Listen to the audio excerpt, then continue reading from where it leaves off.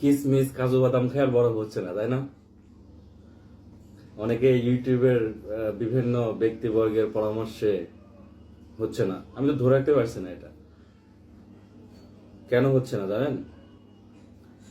এর মূল কারণ হচ্ছে আপনি রোগ সমস্যা হলেও আপনি ওষুধ খাচ্ছেন না, এটার জন্য হচ্ছে না।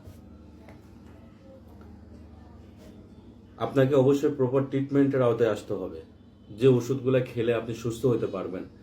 কোনো ব্যক্তির কথায় এইটা খান সেটা খান না, রোগ হলে ওষুধ খেতে হবে। সমস্যা আছে, মেডিসিন আছে। কি ওষুধ আছে আমি এখানে বলবো না। কেন বলবো না?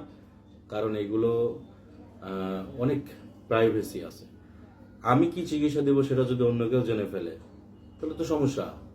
আমার কাছে কি আছে আমার কাছে এসে দেখতে হবে। সমস্যা বুঝে বুঝে ওষুধ পাবেন, ঠিক আছে? কোনো সমস্যা নেই।